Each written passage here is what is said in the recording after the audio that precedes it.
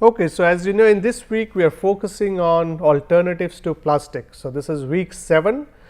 This would be the last video, last module for this week 7. As you know, every week we have 5 videos of approximately 30 minutes each. So, this is the last video, and as the topic for this week is focused on alternatives to plastic, the greener material to plastic. We are so in this last video, and I showed you we went over several examples of alternatives to plastic. So, we will kind of discuss a little bit on that in terms of when this plastic alternative plastic will end up in the environment, what are the issues associated with that, and then we will also look at how to quantify something as green. When I say green product or green plastic, better for environment, how to quantify that, and that's discussion will be done in this particular video, and then that will kind of conclude the content for week 7. So, let us get started and look at the details. So, we were at this particular slide in the last towards the end of last video, we were looking at any of these bioplastic products when they will be disposed into the environment after its use, like traditional plastic as well. So, there are different ways you can do it. Essentially, it will be part of your municipal solid waste stream. So, when you look at these waste product coming out, you will have either if you do not collect it properly, it will be littered. If you collect it and take it to a landfill or a dump site, if you do not collect, then if it gets into the surface water, it may end up finally to the sea. If you do the recycling, you may go for thermal or feedstock recycling. Part of it, if it gets into our body because of the microplastics getting into our water or air or salt, which we talked about earlier in the last week, it can get digested into the body as well. Do nothing in terms of littering, also it can break down in the ground. If it goes for anaerobic digestion, biogas plant, waste to energy plant, you can go for industrial composter or domestic composter. So, these two together is basically composting, waste to energy as a incineration, waste to energy from a biological point of view. So, this is where these can be end up, and since these are biodegradable, they will get most of it will end up converted to CO2, methane, and those other gaseous products, which can be used as an energy source. Most like methane can be used as an energy source, but we do not want these gases to be just gone into the environment like that, because these gases also have negative environmental impact. They are the greenhouse gases, so they create problem in terms of the greenhouse gas impact. So, major disposal environment we talked about: composting facilities, anaerobic digestion can go to the wastewater treatment plant, it can go to plastic recyclers, landfill, dump sites, marine and fresh environment, or general open environment as litter, which we just talked about. So, this is just a kind of again summary of this of the previous slide.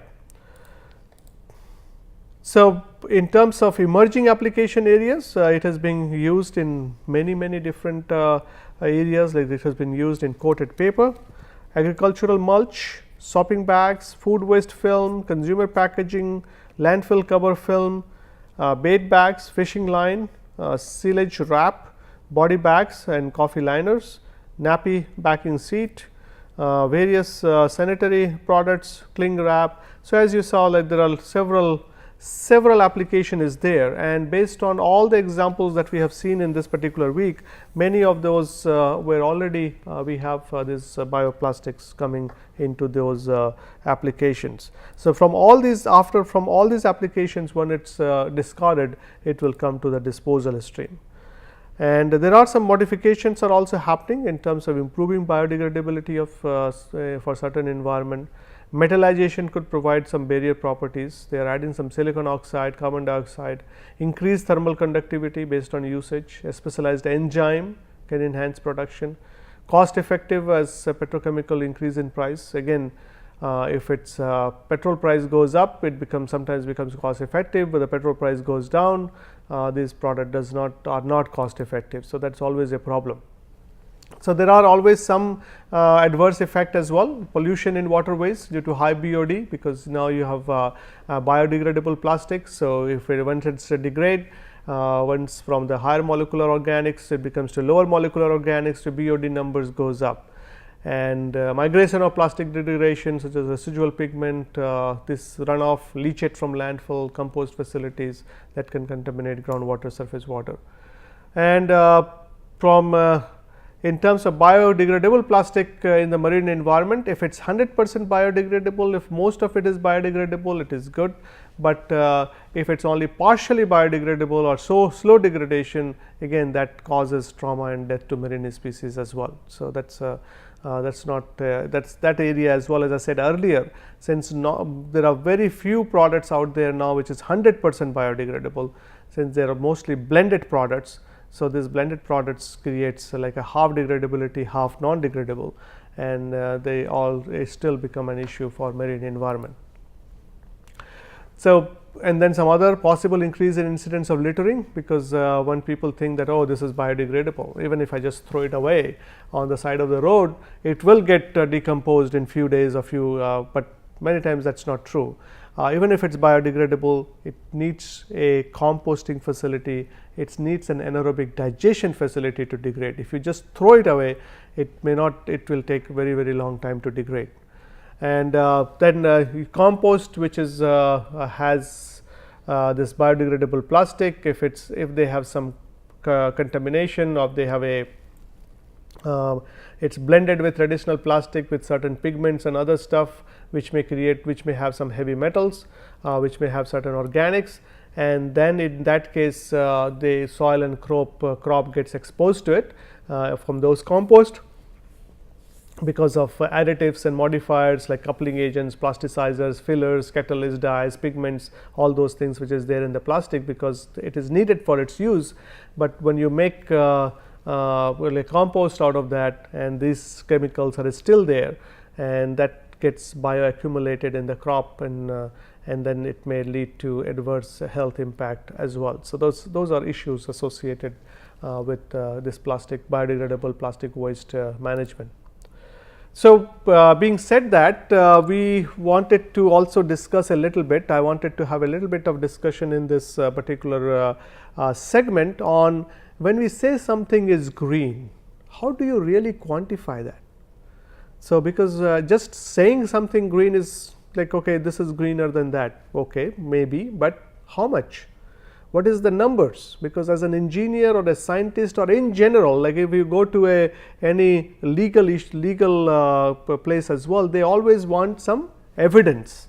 So, what is the evidence that this is green? Yes, your raw materials seems to be better. Based on our past experience, we think that your product should be greener, but how much greener? Because anything new when we do, we have new processes come in. Every process has their own environmental footprint as well. So, this whole concept of quantifying the greening of certain product process is what is known as this LCA, life cycle analysis, which is LCA, the full form is life cycle analysis. Now, what is this life cycle analysis means? You are looking at from cradle to grave, sometime even from cradle to cradle.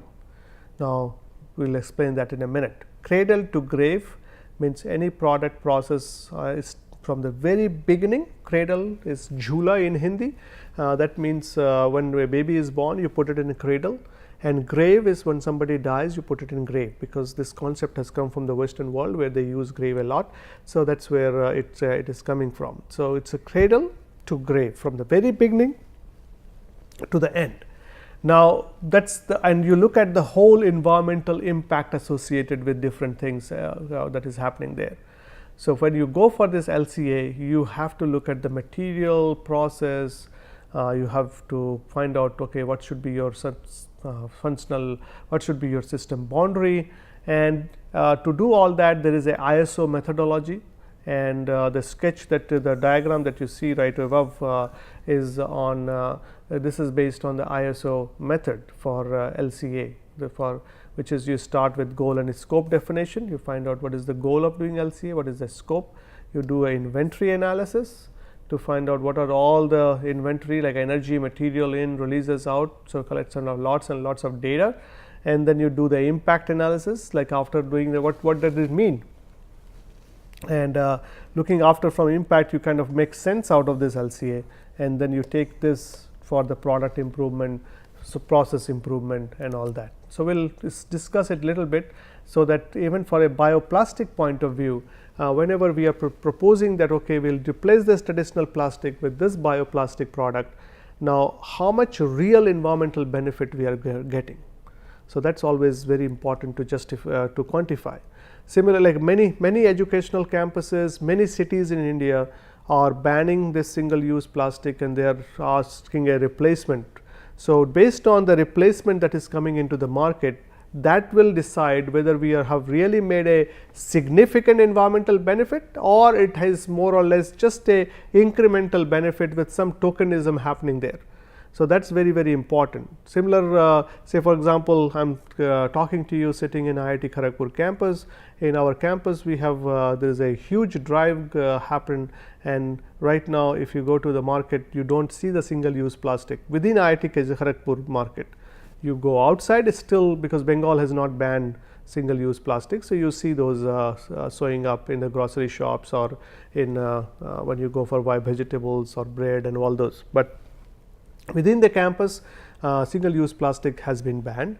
And and there are some alternatives which has come up. Some cloth bags have come up. Some of those cloth bags also have a very thin layer of plastic inside. So, those needs to be studied. Those needs to be studied to find out, is it really an environmental benefit, which it seems to be, and but what is, how much, what is the quantification of that, because there is a lot of resources also went into making this process, making this thing ban effective. So, that also requires a lot of energy, lot of so whether it's really going to give us the benefit and how much benefit. So, those things can be quantified using this LCA process.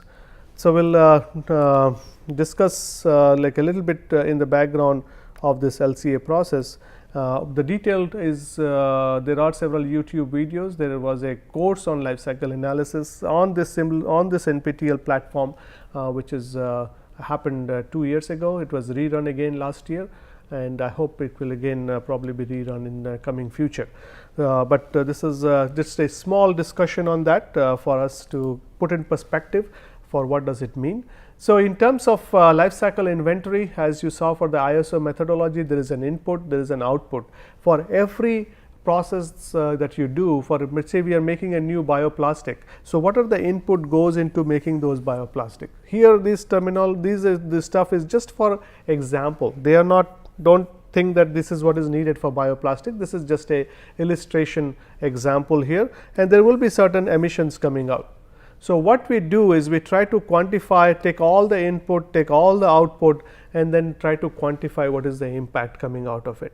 And many times for a very small product also, you can have hundreds and hundreds of different elementary flows in terms of input and output, which gets very hard to interpret.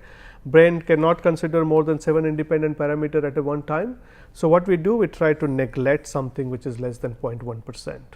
So, that make our life little bit simpler. So, that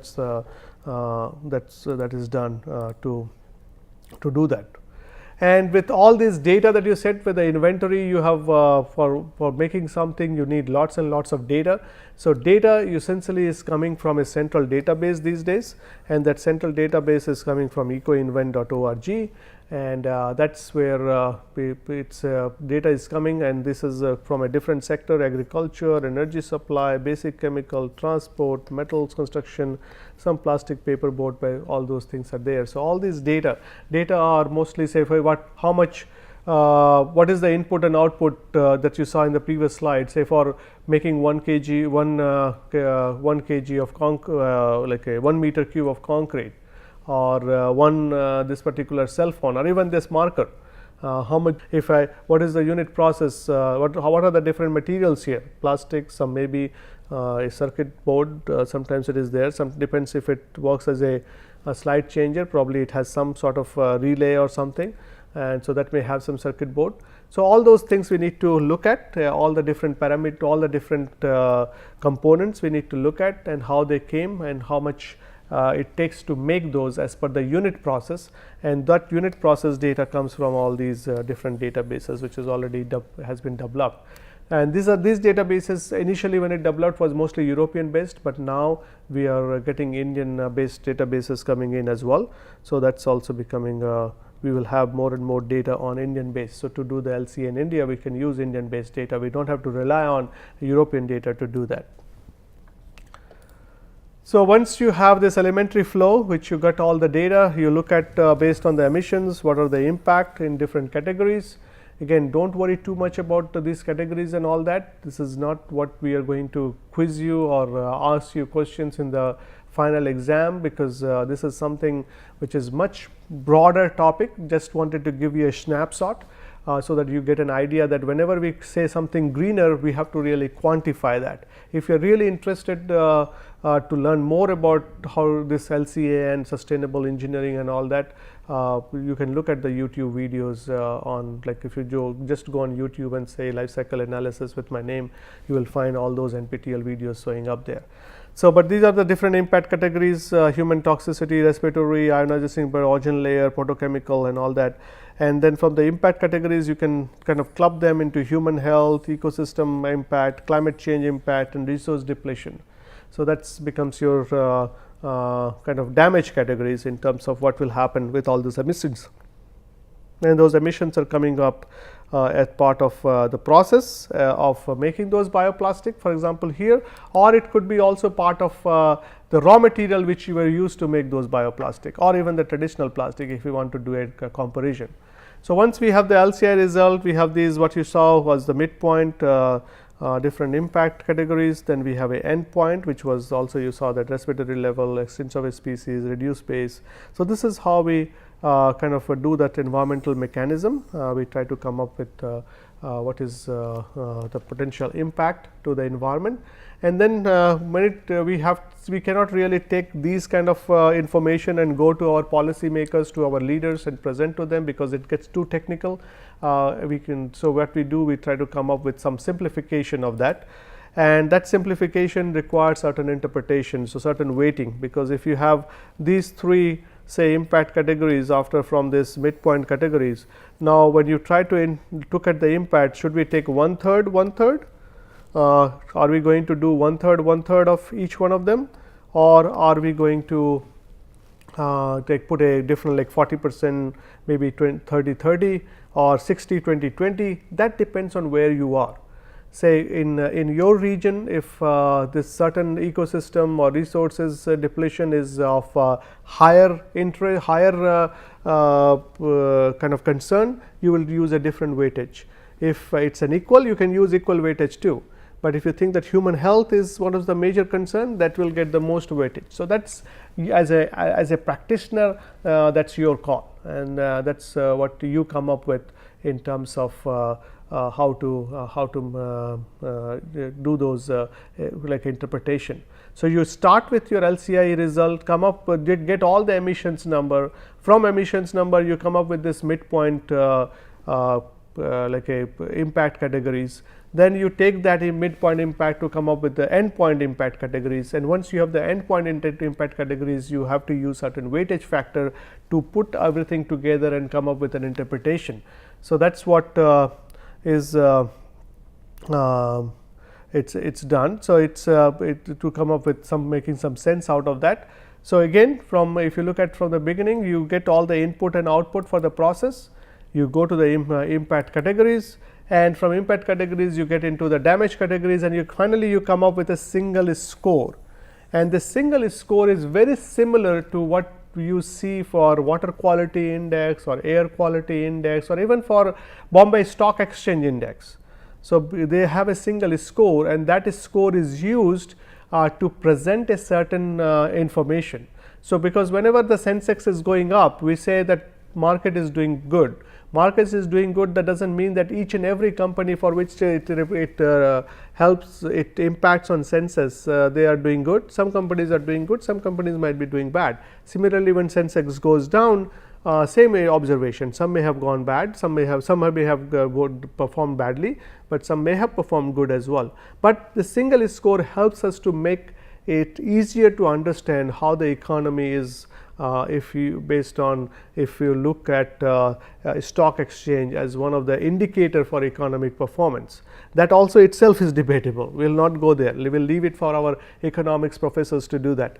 But that's the way to look at. Similarly, air quality index. Every time during this winter or during certain time, you get the news that, oh, air quality in this area is getting bad, because air quality number has gone above 400, above 450. Now it is in danger level. Now what is this 450, 400? They are combinations of different parameters which has given that number. Similarly, water quality index is there. So similar concept is, you take all these impact categories and put them in a single score, because when you go and talk to a regulator, you say that, okay, I have traditional plastic which has that score of this much in terms of environmental performance. I have this bioplastic which has a number of this much in terms of environmental performance. So bioplastic is better, and it is better by this fraction or this number, by this time or this percentage. So that gives a quantification number. It becomes easy for regulators or leaders and like secretaries, ministers to understand what you are trying to say. You can be an expert on LCA and you come up with a very beautiful graphs, but then it becomes too technical, and then people cannot really understand. So you always, in your presentations, you always have to see who your audience is, and then based on the audience you tailor your presentation. And that's true for all the presentations that you will make in your life. You should always be aware of who the audience are, and you try to tailor it based on the audience. So that's similarly here, when you go for an LCA audience for our ministers or regulators and other places, we have to make sure that it has to be scientifically sound, but not too technical. It should not, people should not get lost on what is happening here. So this whole concept of quantifying green, it's very important concept, and this is the concept of LCA. Some of you may have heard about EIA, which is the environmental impact assessment. So this LCA is kind of a much broader version of EIA.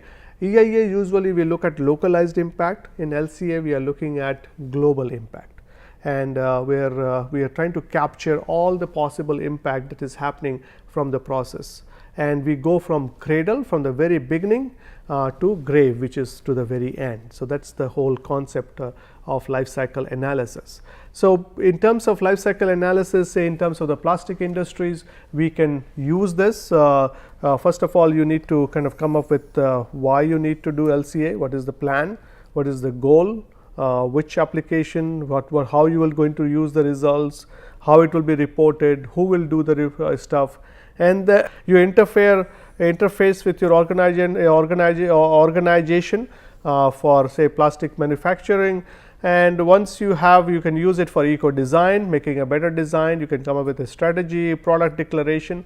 That's also important, as I said earlier, that people are ready to buy greener product if it's really green. So you can make product declaration by doing this LCA kind of exercise, and you show like a summary graph as some sort of flyer or whatever you do in terms of your marketing, where you say that this is actually is greener, because we have done it using we have done the quantification of this particular product as compared to the traditional product. And you can use it for benchmarking, you can use it for life cycle costing. So there are different applications. So once it's done, the LCA experts can work with the designers of products, can work with the product managers, can work with environmental management and safety specialists, and then they look at the whole stuff and come up with a better product design. And the whole process helps us to quantify the real environmental benefit and to come up with a better environmental product. So in this week, when we were trying to talk about the greener alternatives, bio-based alternatives to traditional plastic, at some point of time we have to do this kind of exercise. and to come up with whether it's really green, whether and how much green the product is. So that's kind of important thing to do. So with that we are kind of towards the end of this particular week's material. So what we saw so far is overall bioplastics is generally more expensive than regular plastic, but there are variety of uses and benefits. If you look at the whole life cycle, this plastics, so that's why the life cycle analysis is important, because traditional plastic may be cheaper, but they have a very huge environmental load, a huge environmental negative impact. And but in this bioplastic may be expensive to start with, but when you look at from a life cycle perspective, since the from the end of life, in terms of managing it as a waste is will be much simpler, it may outweigh, we may get a better better result. So anything we should not just look at in a silos, we should have a look at in a systems perspective. So where you things in a systems way rather than looking just part by part. So if you have a unit process, so each and every individual unit is important, but the whole units together, the whole system is very important as well. That's called systems approach. Then the bioplastic will cut down the municipal solid waste, because it mostly biodegradable. So non biodegradable waste will be reduced, and if we take that and manage it properly, we can reduce the greenhouse gas impact. It's a environmental friendly. How much friendly? You can do LCA and find out. And that's what I would encourage some of you who want to do your projects and other stuff. You should do those kind of projects. You look at all these variety of plastic alternatives that are coming in, and try to get their process information, and do a quick life cycle analysis on it. There are several softwares out there which you can download and use it for free for certain days. So you can use it for a student projects, and that's allowed. Then with developing technologies, it's as the technology is developing, the products will improve, and the cost will also get competitive in the market. And finally, we need to quantify the environmental benefit, because just saying something is greener is not good enough. We have to quantify, we have to show how green it is, and that can be done using the tool of LCA, which we just talked about. So overall, at this particular week, our focus was on greener material, better alternative material, and look at what are coming up in the market, what are the different types of material coming in the market, and we also looked at how to really distinguish between greener material versus non-greener material, how to avoid doing the greenwashing. So that's also very important. So with that, thank you for this attending all these videos, and I hope you are enjoying the course. This is the last video for week 7. So next we'll move into week 8, which have a nice transition. We just talked about life cycle analysis and this whole systems perspective. In the next week, we'll talk about a concept which is a brand new concept, which is applied in waste management sector in general. That's called the circular economy concept, and we'll talk about that, what is circular economy and all that, which will be interesting. And we'll also see how the plastic industry and the plastic waste fits into this whole circular economy discussion. So again, don't forget to take your quiz on time, and you should take all week quiz, although I know you are being allowed to skip few of them, but we'll take I think 6 out of best 6 out of 8, if I remember correctly. So that's and if you should I think you must have registered for the exam, because that's also important. It's always better to get the certificate, because if you're putting all this effort, and the exam fee is not that too much either. It's just I think 1200 or 1300 rupees. So with that, thank you again, and I'll see you in the next week content, which will be on circular economy and this whole plastics around the circular economy. Thanks. Take care.